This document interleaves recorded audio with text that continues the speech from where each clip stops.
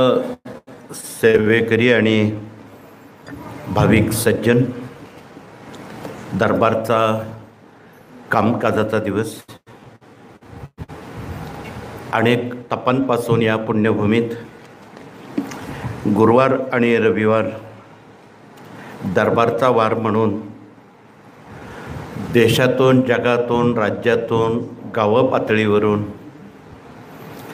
आलेले सर्व भाविक, मुमुक्षित आणि सेवेकरी यांच्यासाठी हा वार असतो. म्हणून आलेल्या भाविकांनी या सर्व होणाऱ्या उपक्रमात आर्जावून आपला सहभाग नोंदवावा.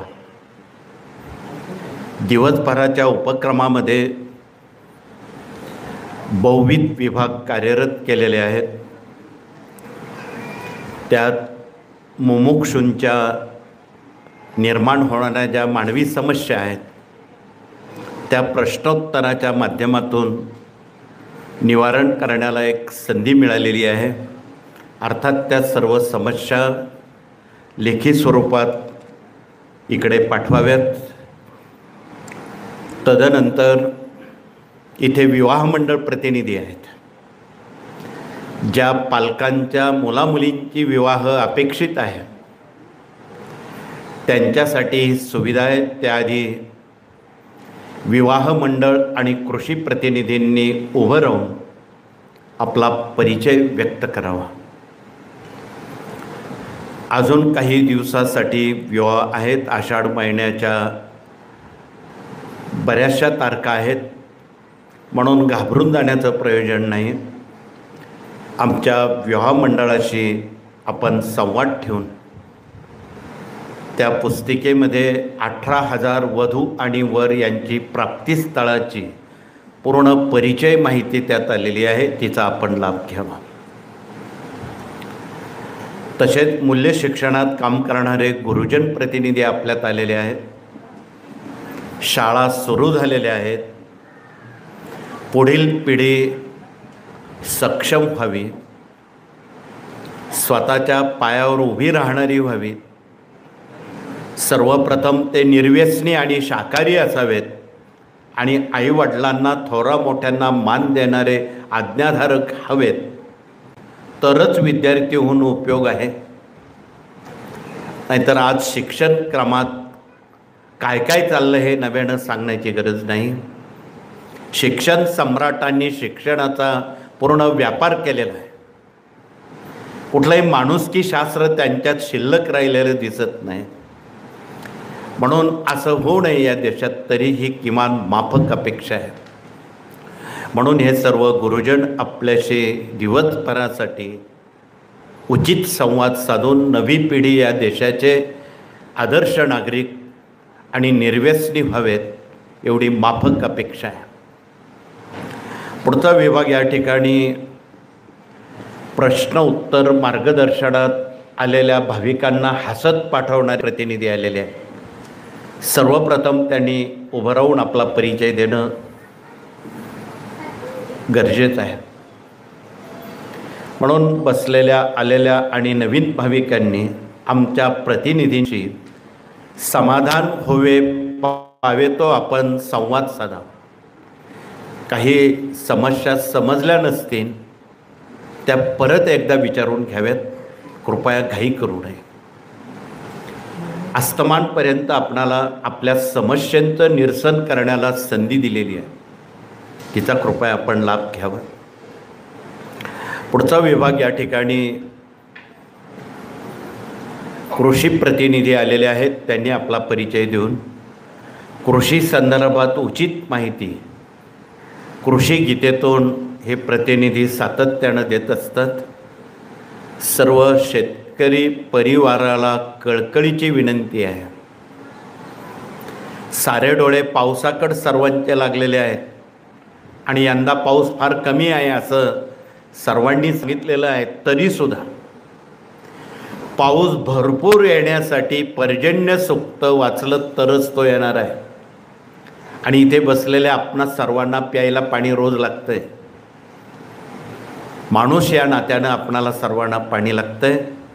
म्हणून पुन्हा एकदा कळकळीचं सांगणं आहे की आपल्या परिवारात, शेजारी पाजारी, गावात पर्जन्य सूक्त म्हटल्याशिवाय जेवण करू नये, म्हणजे आधी त्याला प्राधान्य द्या.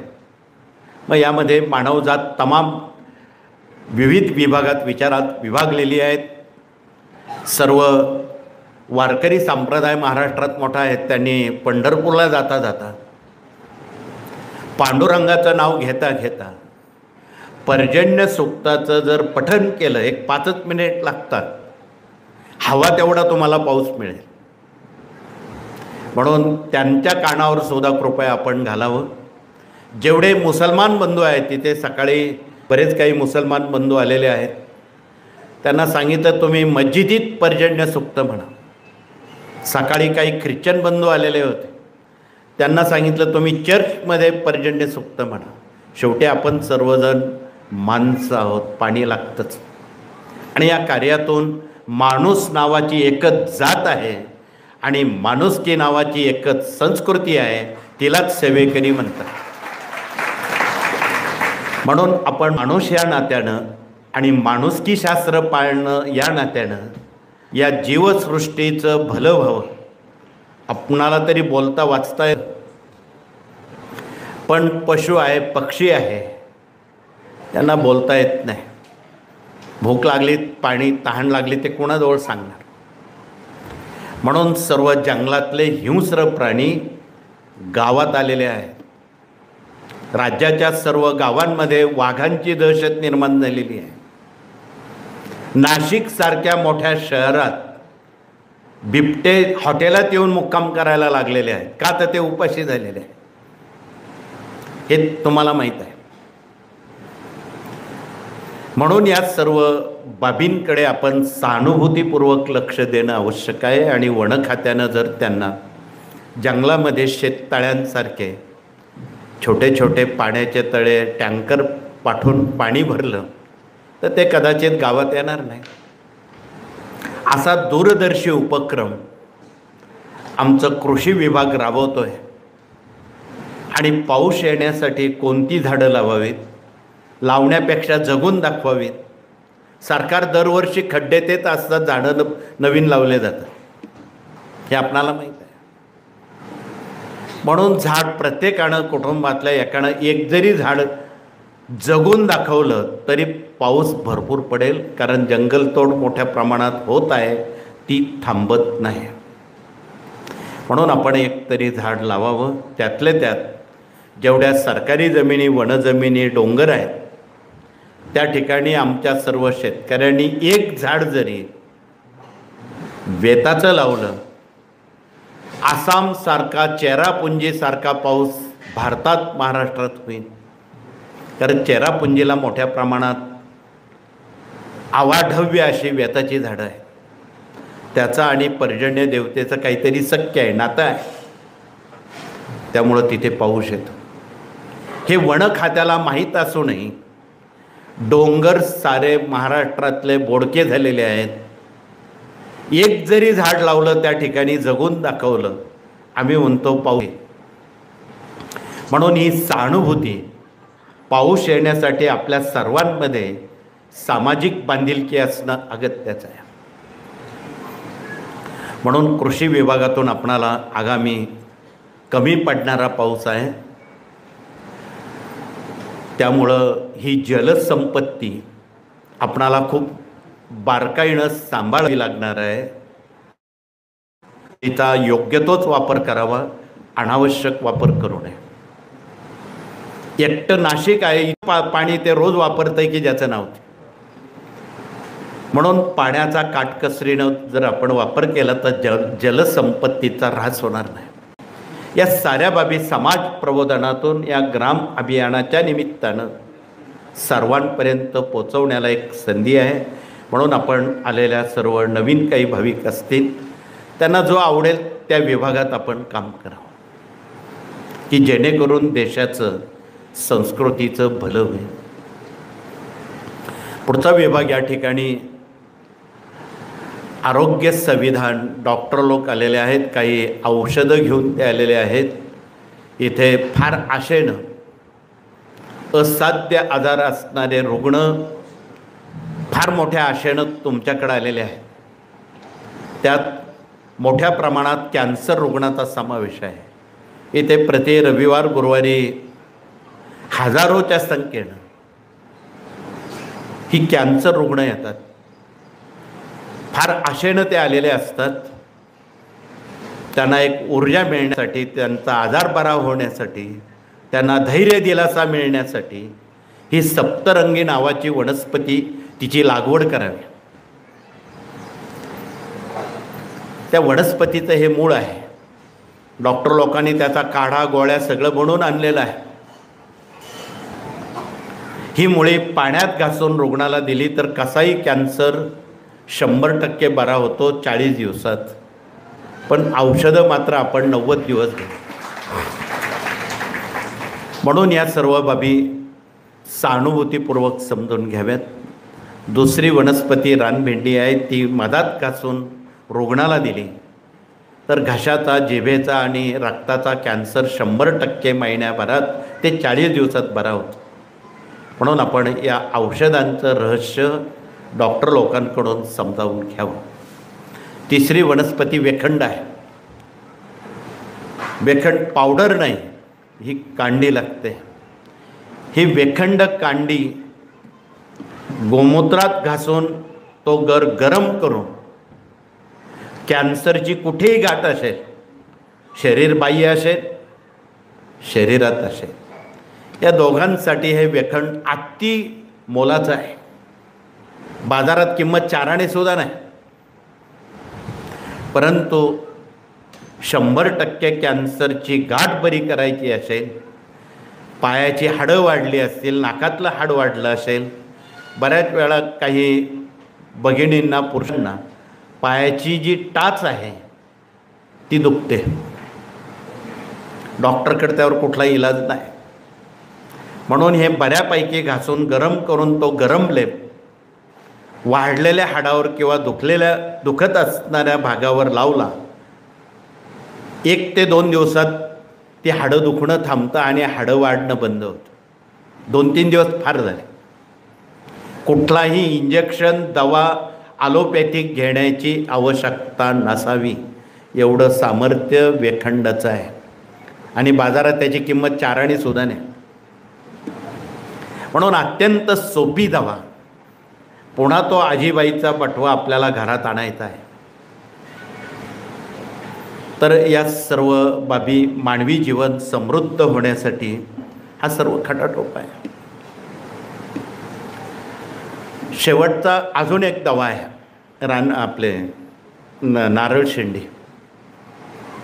ही जाळून हिचे रक्षा वस्त्रगाळ करून काचेच्या बरणीत भरून चहाचा चमचा भरून ती जर आपण मधात कालून प्राशन केली, आयुष्यात पोटातले कुठलेही कॅन्सर ही वनस्पती येऊ देत नाही. तिचा बंदोबस्त ती करते. भगिनींना पोटाचे आजार असतील किंवा गर्भाशयाचे आजार असतील त्यांच्यासाठी रामबाण इलाज भगिनींना हा उपलब्ध. भगिनींना सांगावं. आणि कुठलेच आजार येऊ नये म्हणून तुमच्या घरात हळद आहे, तांब्याचा हंडा आहे.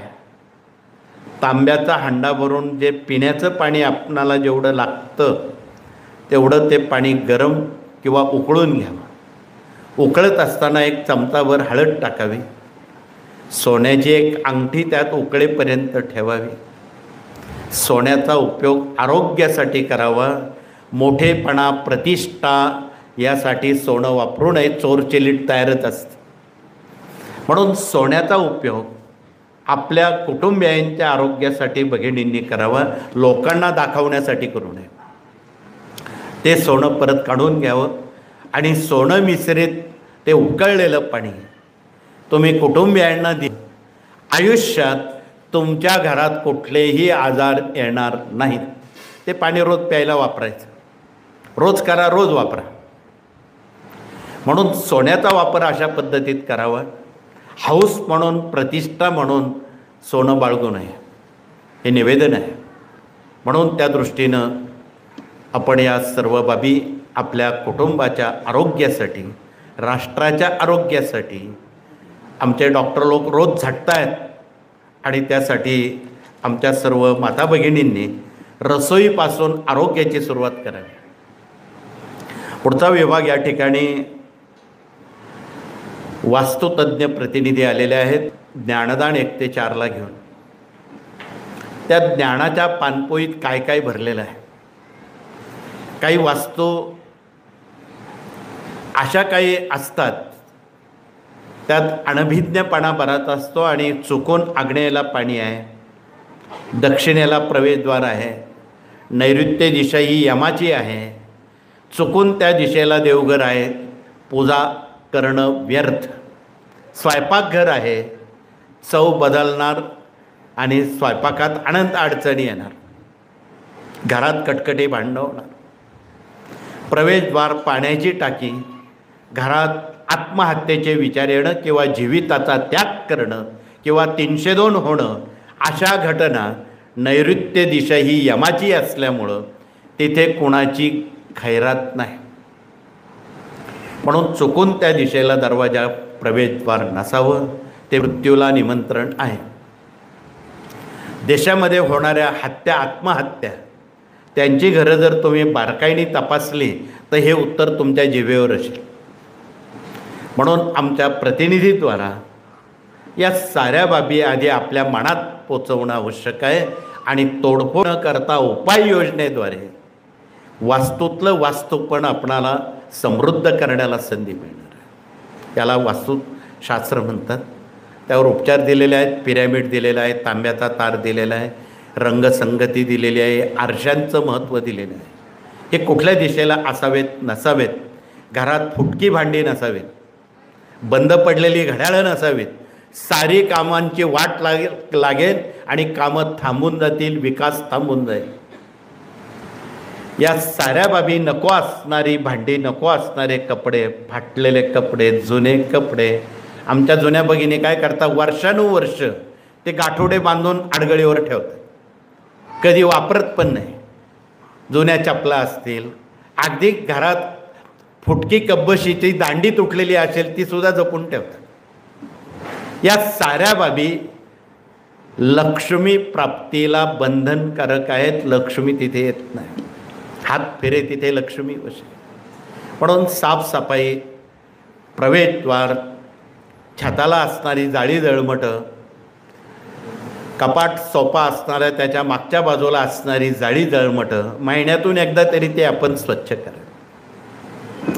म्हणून स्वच्छता अभियानाअंतर्गत आपणाला वास्तुतज्ञ आपणाशी संवाद साधणार आहेत. पुढचा विभाग कायदेशीर सल्लागार म्हणून आज आपल्यामध्ये प्रति रविवार गुरुवारी कायदेशीर सल्लागार म्हणून वकील आणि न्यायमूर्ती आलेले आहेत.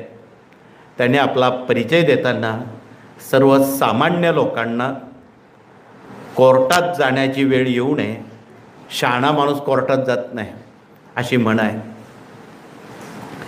ही वेळ कोणावर येऊ नये म्हणून कायद्याची अंमलबजावणी आपल्या वैयक्तिक जीवनापासून तर राष्ट्रीय जीवनापर्यंत कशी करावी आणि भारतीय न्यायालयात जो गीता ग्रंथ ठेवलेला आहे खोट्या शपथा घेण्यासाठी नाही. या साऱ्या बाबी कायद्याची जननी म्हणून गीतेचा उल्लेख आहे. यावर खूप तपशिलात बोलणं उचित नाही. संबंधित आमचे प्रतिनिधी आपणाशी संवाद साधणार आहे. तर पुढचा विभाग या ठिकाणी प्रशासकीय कामकाज आणि प्रशिक्षण प्रतिनिधी आलेले आहेत. त्यांनी पटकन आपला परिचय देऊन, तुमच्या सभेत अन्य विभाग आलेले आहेत त्यांनी पण परिचय देताना इथे स्वयंरोजगार विभाग आलेला आहे, दुर्ग अभियान प्रतिनिधी तरुण पिढी आलेली आहे, देश विदेश अभियान प्रतिनिधी आलेले की जे जगामध्ये काम पोचवणारे पाईक म्हणून काम करतात. या सर्वांनी आपला परिचय देणं अगत्याचं आहे. पुढचा विभाग याज्ञिकी प्रतिनिधी आलेले आहेत. त्यांनी वादळ येऊ नये किंवा वादळ थांबलं जावं, पाऊस चांगला पडावा आणि भूकंप येऊ नये यासाठी काही संशोधन आपणासमोर दाखवत आहे. हे जर सर्वांनी तुम्ही याचा ओळख परिचय करून घेतला तर येणाऱ्या वादळावर आपल्याला उपाय घर बसल्या करता येईल. तो पिवळा ध्वज आहे, त्या खाली बसून तुम्ही जर मारुती स्तोत्र वाचलं, मोजून 3 ते 4 मिनिटात वादळ थांबतं. कारण वायुपुत्र कोण आहे तुम्हाला माहीत आहे. वायुपुत्राशिवाय वायू थांबत नाही, वादळ थांबत नाही. म्हणून गावच्या वेशीवर, गावच्या सीमेवर पूर्वाचार्यांनी मारुती मंदिरं का बांधली असावीत, हा त्याचा उलगडा आहे. म्हणून आपण त्याचा अवश्य वापर करावा. गावकऱ्यांनी रोजेला मारुती मंदिरात दर्शनापुरतं तरी जावं आणि उचित प्रसंगी हा ध्वज तिथे लावून त्याखाली बसून मारुती स्तोत्र पठण करावं.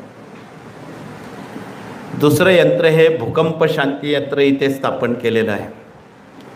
ज्या गावात तथा मारुती मंदिरात जरी स्थापन केलं तरी पुरेसं आहे. त्या गावात कधीही भूकंप 1.5 रिश्टरच्या पुढे येत नाही, म्हणजे वित्त मानवहानी होत नाही.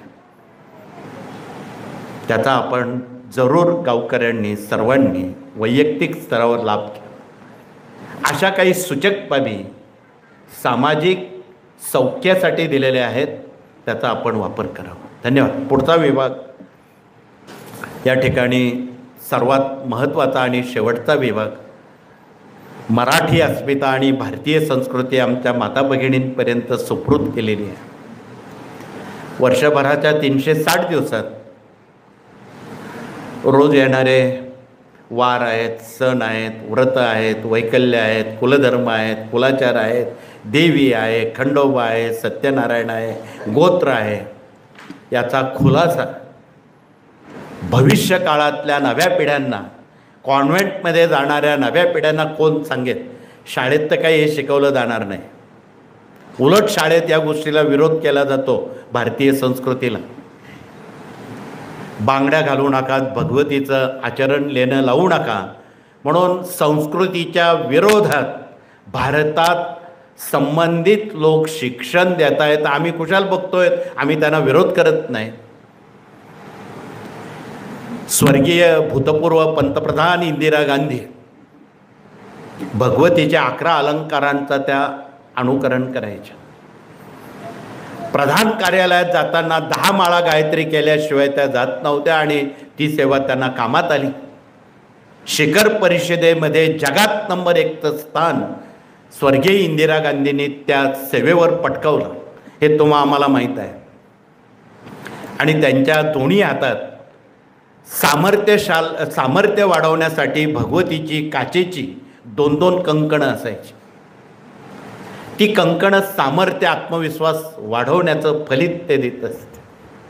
म्हणून कॉन्व्हेंटमध्ये शिकणाऱ्या नव्या पिढ्यांना तुम्ही माता भगिनींनी पुढील पिढ्यांना कंकणाविषयी थोडंसं बोलत जा,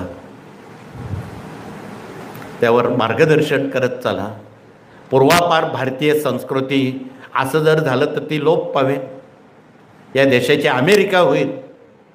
म्हणून काहीच तिथे या देशाची अमेरिका होणार नाही याची तत्वता दखल घेताना भारताला भारत माता म्हटलेलं आहे. जगात अमेरिका माता, रशिया माता, जपान माता, चीन माता, पाकिस्तान माता कोणी म्हणत नाही. भारतालाच का माता म्हणतात, त्या आमच्या माता भगिनींमुळं. म्हणून आमच्या भारतीय माता भगिनींनी भगवतीच्या आविष्कारातले 11 अलंकार वैज्ञानिकदृष्ट्या समजून घ्यावे. तिथे विज्ञान आहे आणि हे अध्यात्म आणि विज्ञान ह्या नाण्याच्या बाजू आहे. अर्थात वेदानं विज्ञानाला जन्म दिलेला आहे, विज्ञानानं वेदाला जन्म दिलेला नाही. हे पण आपण विज्ञानवादी लोकांना सांगणं आवश्यक आहे. म्हणून त्या दृष्टीनं भगवतीची उपासना, भगवतीचं आचरण, भगवतीनं वापरलेले 11 अलंकार, त्याचा भावार्थ समजून घेणं महत्त्वाचं आहे. आणि हे प्रत्येक शाळेमध्ये आमच्या गुरुजनांनी वैज्ञानिक भाषेत सांगावं. तुम्ही अजूनही बघा, दगड फोडणाऱ्या समाजामध्ये गरिबीला पारावर नाही, पण त्या भगिनींच्या हातात कितीतरी कंकणं असतात, मोजता येत नाही. सामर्थ्यवाढीसाठी कान टोचलेले आहेत, नाक टोचलेलं आहे, कपाळ टोचलेलं आहे, त्यात झुवे लागलेले आहेत. परंतु ती माता बाळाला जन्म दिल्यावर काही तासात परत ती दगड फोडायला जाते. मेहनतीची कामं करते, तिला कुठलीही शारीरिक त्रास होत नाही, हे डॉक्टर गायनालॉजिकनं अन्य भगिनींना सांगावं. इथे आमचे गायनालॉजिक काही डॉक्टर बसलेले आहेत, ती माणसं, आपण माणसं आहोत. परंतु वेदकालापासून हे शास्त्र, त्याला आपण ॲक्युप्रेशर पंक्चर म्हणतो, ते भारतात संशोधन अत्यंत गरीब समाजानं याचा शोध लावलेला आहे. म्हणून आपणा सर्वांना फार तपशिलात बोलण्याची जरूर नाही. तर मराठी अस्मितेत जे काही आहे ते कशात नाही. म्हणून मराठी अस्मितेत काम करताना आज आमच्या माता भगिनींसमोर 2 गंभीर प्रश्न आहेत. त्यावर आपण विवेचन करताना तुम्हाला प्रश्न पेपरवर लिहून देण्याची वेळ या विभागातून येणार नाही. तुम्ही आमच्या माता भगिनींना, सगळ्या भगिनींनी भेटा, तुम्हाला तुमचा वेळ कारणी लागल्याचं श्रेय मिळेल. आज तुम्ही तुमच्या समस्या लिहिताना आमच्यापर्यंत लिखित समस्या बऱ्याच पाठवलेल्या आहेत, आम्ही ते सोडवत आहोत. त्यात पहिला प्रश्न, भगिनींचा मुलं हट्टपणा करतात, अभ्यास करत नाही. घरातले सदस्य चोरून व्यसन करतात, बिड्या तरी पितील, सिगारेट तरी पितील, पत्ते तरी खेळतील, मद्यपान तरी करतील किंवा मांसाहार तरी करतील. या साऱ्या कृतीला आमच्या भगिनी तशा मेटाकुटीला आलेल्या आहेत, कंटाळलेल्या आहेत. यावर एकच उत्तर, बारकाईनं लक्ष द्या. ज्यांच्या कुटुंबात कोणी व्यसनाधीन लोक असतील त्यांनी रुद्रयंत्राकडे बघा. ते रुद्रयंत्र आहे, त्यावर रुद्राक्षाची माळ ठेवलेली आहे.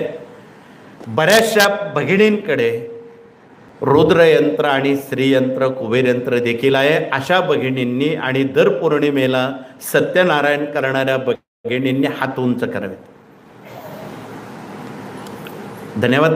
पण निम्म्यापेक्षा अधिक हात वरती नाही, म्हणजे त्या भगिनी नव्या आहेत, त्यांना या सेवेची माहिती नाही असं सिद्ध होतं. ज्यांचे हात वरती होते त्यांना एक कळकळीची सूचना आहे की तुम्ही ज्या सेवा करता त्यात तुम्ही त्यांना सांगा, म्हणजे दिव्यानं दिवा लागेल, ज्योतीनं ज्योत लागेल आणि सांगणाराला 10% पुण्य मिळेल. हा भाव प्रथम आपल्या लक्षात आणणं महत्त्वाचं आहे. म्हणून त्या रुद्रयंत्रावर आपण काशीला केलेल्या रुद्राक्षांच्या पूजेची फलश्रुती मिळणार आहे, त्यावर रुद्राक्ष ठेवावे. आपल्या नित्यसेवेमध्ये महिम्न आहे शिवच. मृत्युंजय अत्यंत श्रेष्ठ मंत्र, शंकराचा सर्वोच्च मंत्र आहे. कालभैरव अष्टक आहे संरक्षणासाठी, व्यसन बंद करण्यासाठी. हे वाचन चालू असेपर्यंत आपण गळती त्यावर पाण्याची चालू ठेवावी किंवा पळीनं पाणी टाकावं. आणि यंत्रावर साचलेलं ते तीर्थ तुम्ही हट्टी, तापट, आजारी, विकलांग, मद्यपी, धूम्रपी, पत्ते खेळणारे किंवा ज्यांना 17 खोडी आहे असल्या लोकांना तुम्ही चुपचापपणे चहातून, जेवणातून जर ते तीर्थ दिलं, त्यांच्या पोटात गेलं, सुंटे वाचून खोकला जाईल आणि महिन्याभरात ती माणसं व्यसनमुक्त होतील. कुठल्याही बुवा बाबांकडे जायची जरूर नाही. अर्थात हे घरबसल्या करायचं आहे. ज्या भगिनींना 15-20 मिनिट वेळ आहे त्यांनी हा प्रयोग घरच्या घरी करून बघा. तुम्हाला महिन्याभरात काय अनुभव येतो ते बघा, नंतर भगिनींना सांगा. घर बसल्या हे करायचं आहे, कुठेही जायचं नाही. ज्या अनपढ भगिनी असतील त्यांनी घरातल्या साक्षर पिढीला ते म्हणायला लावा. मुली असतील, मुलं असतील, त्यांना हे अभिषेक करायला लावा, काही बिघडत नाही. ते तीर्थ संबंधितांना द्या. त्यामुळं घरातला व्यसनबंदीचा विषय हलका फुलका होईल. हा पहिला भाग, हे पहिलं उत्तर आहे. त्यात तुमच्या व्यसनांचं उत्तर तुम्हाला दिलेलं आहे. आता दुसरा प्रश्न,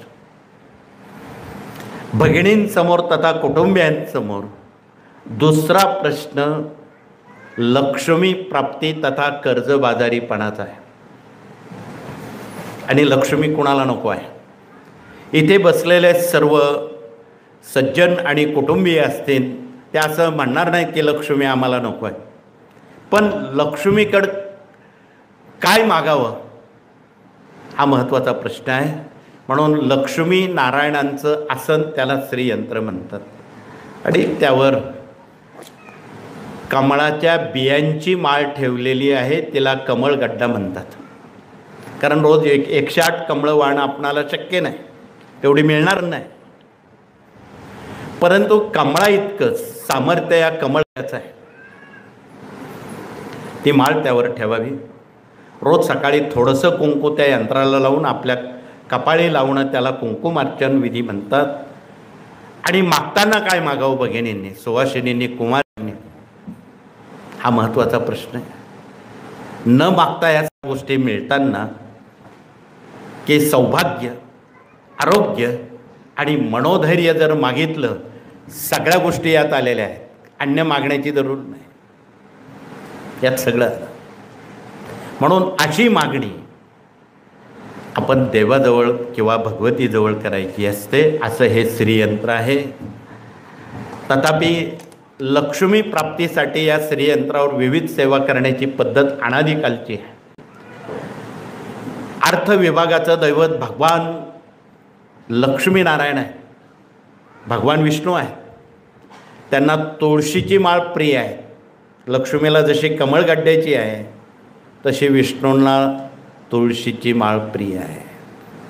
या तुळशीच्या माळेवर आपण आपल्या नित्यसेवेत त्यांची स्तोत्रमंत्र दिलेली आहेत.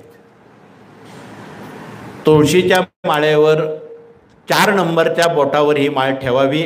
अंगठा आणि मधल्या बोटाच्या साह्यानं एक मंत्र झाला की एक मणी, एक मंत्र झाला की एक मणी. हिंदुस्थानात राहणाऱ्या लोकांना माळ जपणं आलं पाहिजे, पण हे बाहेर कोणी सांगत नाही. त्याचे किस्सा आम्ही सांगणार आहोत आपणाला थोडक्यात. तथापि या तुळशीच्या माळेवर नित्यसेवेत असणाऱ्या स्तोत्रमंत्रांपैकी विष्णू गायत्री, लक्ष्मी गायत्री, कुबेराचा मंत्र, भगवान व्यंकटेश तथा विष्णूंचं स्तोत्र आणि लक्ष्मी त्रिसूक्त मोजून 20 मिनिटं लागतात. ज्या भगिनींजवळ 20-25 मिनिट आहे, अशा भगिनींनी 24 तासापैकी कुठल्याही वेळेत ही लक्ष्मी प्राप्तीची सेवा घरचे घरी करावी, हयात करावी. तिला मर्यादा घालू नये. अर्थात ही जर सेवा आपण मनोभावे केली, आयुष्यात तुमची कुटुंब कर्जबाजारी होणे नाही अशी गॅरंटीनं आपण हे समजावून घ्या. म्हणून आपणाला कळकळीचं निवेदन आहे की आपण आता प्रश्न या 2 बाबींचा विचारण्याची जरूर नाही.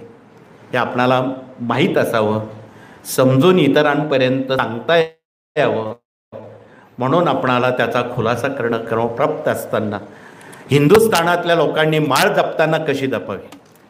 आमचा काही वर्षापूर्वी कार्यक्रम मुंबईत असताना बरेच काही त्या क्षेत्रातले माळकरी लोक आले आणि हे सांगत असताना त्यांनी विचारलं, तुम्ही तर 11 माळा जप करायला लावता म्हणे, पंचमहायज्ञ करायला लावता, रोज आम्ही स्वतः म्हणे कीर्तनकार आहोत, रोज 1100 माळा जपतो नव्हे ओढतो, अजून आम्हाला पांडुरंग पावला नाही म्हणे. आपण त्या मुद्द्यावर पोचणार आहोत. मग त्यांना आम्ही उभं केलं, हातात तुळशीची माळ दिली. त्यांनी दोन्ही हातात माळ धरली. रामकृष्ण हरी, रामकृष्ण हरी, रामकृष्ण हरी, रामकृष्ण हरी, रामकृष्ण हरी. सगळे लोक हसायला लागले. अहो बाबा म्हणे, अशी कुठं माळ जपतात का. दुसरा कीर्तनकार उभा राहिला. अहो म्हणे, हा तर 1100 माळी ओढतो म्हणे, मी 11,000 माळा फिरवतो, अजून मला पांडुरंग पावला नाही म्हणे. त्यांना उभं केलं. त्यांनी सुदर्शन चक्र लावलं. रामकृष्ण हरी, रामकृष्ण हरी, रामकृष्ण हरी. सगळी सभा हसायला लागली. सांगण्याचा परिपाक असा आहे की ही तुळशीची माळ आहे, हिला 108 मणी आहेत. या विश्वात 108 तत्व आहेत. पंचांगमध्ये सुद्धा 108 विभाग आहेत. 5 अंगांची बेरीज 108 आहे. तिथी वार नक्षत्र योग करण हे 108 आहे. 12 महिने गुणिले नवग्रह 12 अष्टोशे 108 संख्या येते. असे 108 प्रकार आहेत. म्हणून हे विश्व 108 संख्येमध्ये भरलेलं आहे. त्याला समजून घेण्याचा आपण यथावकाश प्रयत्न करावा. म्हणून आपण माळ जपत असतो. तिला मणी 108च असतात, 107ही नाही, 109 पण नाही. यावर खूप बोलता येईल, परंतु आगामी येणाऱ्या पुढील पंधरवड्यात काही महत्त्वाचे सण वार व्रत वैकल्य आहेत. त्यात आषाढी एकादशी आहे. लाखो लोक पंढरपूरला जातात. जाण्याबद्दल दुमत नाही, परंतु आपल्या मनात पांडुरंग आहे का? आपल्याजवळ पांडुरंग आहे, त्याला आपण समजून घेत नाही. म्हणून त्या परमात्म्याला समजून घेण्यासाठी या विश्वाचे सर्वात सर्व चालक पालक मालक भगवान स्वामी महाराज तथा दत्त महाराज आहेत. ते आपला योगक्षेम चालवणारे आहेत. आगामी एकादशी ते पौर्णिमेपर्यंत आपण गुरुपौर्णिमा गुरुपीठावर मोठ्या प्रमाणात साजरी करत आहोत. एकादशीला पांडुरंगाचा जो मंत्र आहे, आजही मूळ पांडुरंग मंगळवेढ्याला आहे आणि त्यांच्या छातीवर मोडी अक्षरात पांडुरंगाचा मंत्र दिलेला आहे. आपल्या नित्यसेवेत आहे बघा. श्री वत्सम धारयण वक्षे मुक्तामाला षडाक्षरम, हा पांडुरंगाचा मंत्र आहे. आमच्या सर्व वारकरी बंधूंनी याचा जर जप केला त्यांना त्वरित अनुभूती येईल. कारण त्या काळात 12व्या शतकात नामदेव कीर्तन करे पुढे नाचेबा पांडुरंग, नामदेवाचा नैवेद्य त्या पाषाण मूर्तीनं कसा प्राशन केला हे नव्यानं सांगण्याची जरूर नाही. म्हणून आजही ज्यांना मंगळवेढ्याला जाणं शक्य आहे त्यांनी ही परीक्षा घ्यावी. त्या पाषाण मूर्तीच्या पायांना जर तुम्ही स्पर्श केला, कापसासारखे मऊ मऊ पाय लागतात बघा त्या परमात्म्याचे. तो मूळ पांडुरंग पंढरपूरचा होता. परंतु या देशावर 700 वर्ष मोगल आमदानीत देवळं मूर्त्या तोडणं आणि फोडणं हा एक कलमी कार्यक्रम त्या काळात होता. तो इतिहास सांगतो, आपणाला माहीत आहे. म्हणून तुळजापूरची देवी तोडायला ही सगळी खानाची मंडळी आली. पण तुळजापूरकरांनी मूळ मूर्ती उचलून गुप्त ठिकाणी ठेवली. त्यांचा तलाश त्यांना लागू दिला नाही. दुसरी मूर्ती त्या जागेवर ठेवून त्या खानानं, अफजल खानानं ती मूर्ती तोडून जात्यात दडून पीठ केलं बघा. आपणाला माहीत आहे, इतिहास साक्ष आहे. तो खान गेल्यानंतर कालांतरानं मूळ मूर्ती तिथे ठेवली तुळजापूरला आणि खान पुढे पंढरपूरकडे चालता झाला. तुळजापूरकरांनी पंढरपूरवासियांना एक पत्र खलिता पाठवला. ह्या चांडाळ येत आहेत, तुम्ही मूळ मूर्तीला कुठेतरी आडबाजूला ठेवा, त्याच्या लक्षात येणार नाही अशा ठिकाणी, आणि दुसरी मूर्ती तिथे ठेवा. म्हणून पंढरपूर वासियांनी मूळ पांडुरंग उचलला आणि मंगळवेढ्याला अज्ञात ठिकाणी लपून ठेवला. ही मूळ हकीकत आहे. परंतु कालांतरानं तिथे जे मूर्ती बसवायला हवी होती ती आम्ही बसवली नाही. मूळ पांडुरंग मंगळवेढ्याला आहे. ही त्याचा ऐतिहासिक आध्यात्मिक भाग आणि भाव आपणाला माहीत असणं महत्त्वाचं आहे. असो तर येणाऱ्या एकादशीपासून गुरुपौर्णिमा सुरू होते. आषाढ शुद्ध 15 मंगळवार, 16-17 जुलै चंद्रग्रहण आहे मंगळवारी. म्हणून गुरुपौर्णिमा आधी करणं अनिवार्य आहे. दुपारी 4 वाजता वेदारंभ आहे. वेदात भोजन करत नाही. रात्री 1:32 ग्रहण स्पर्श होतोय. 1:30 वाजता, मध्य 3 वाजता आहे आणि पहाटे 4:30 ग्रहण संपत आहे. या वेदकालापासून तर ग्रहण संपेपर्यंत ज्यांना ज्यांना शक्य आहे त्यांनी आपले स्तोत्र मंत्र स्नान करून बसावं आणि ग्रहण संपल्यावर परत स्नान करावं. आपण उठणारच आहोत पहाटे, त्यामुळे तो प्रश्नच नाही, स्नान करावंच लागणार. ग्रहण लागते समयी आणि ग्रहण संपता क्षणी 2 स्नानं करावी लागतात. आणि या भरपूर कालावधीमध्ये तुम्ही स्वामी चरित्र, सप्तशती, रुद्र याचं पठण करू शकता.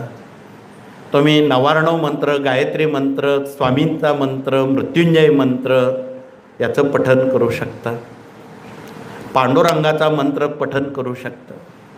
आपल्या नित्यसेवेत जेवढी स्तोत्रमंत्र आहेत ती ग्रहण कालात तुम्ही पठण करू शकता. हे माहीत असावं म्हणून सांगण्याचं प्रयोजन. अशा पद्धतीनं आपण खरी गुरुपौर्णिमा एकादशीपासूनच आपण सुरू करावी. पौर्णिमेला बाहेर प्रवासाचा फारसा आपण हट्ट धरू नये किंवा त्रास घेऊ नये. आपल्या घर बसल्या घरी किंवा ग्रामीण भागासह देशात असणाऱ्या स्थानिक केंद्रात आपण ही पौर्णिमा या पद्धतीत साजरी करावी म्हणून आपण हा संदेश सर्वांपर्यंत कृपया पोचवावा हे कळकळीचं निवेदन आहे. निवेदन संपलं आहे. आपण आता वळणार आहोत पालखी सोहळ्याकडे. आषाढी एकादशी जवळ आलेली आहे. पालखी सोहळ्याचं महत्त्व सांगण्याचं प्रयोजन नाही, म्हणून पालखी सोहळ्याची एक विशेषता आहे. पुरुष वर्ग ही स्वामींच्या पादुका असणारी पालखी यज्ञशाळा, समाधी, औदुंबराला 11 परिक्रमा करणार आहे. परिक्रमा करताना एकट्या दुकट्यानं करू नये. मागाशी कोणीतरी सांगितलं की सामुदायिकरित्या परिक्रमा केली तर काशी यात्रेचं पुण्य मिळतं. एकट्या एकट्याला मिळणार नाही, म्हणून आपण सामुदायिक परिक्रमा करावी. भगिनी वर्गांची ती स्वतंत्र पालखी आहे.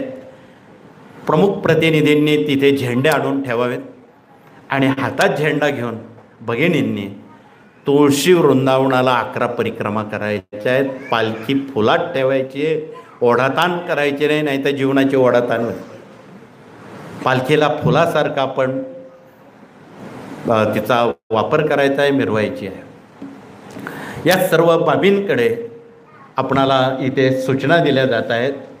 त्या सूचनांचं आपण पालन करून पालखी सोहळा संपल्यावर प्रथम भगिनी वर्गांना संधी मिळणार. 1-2 मिनिट.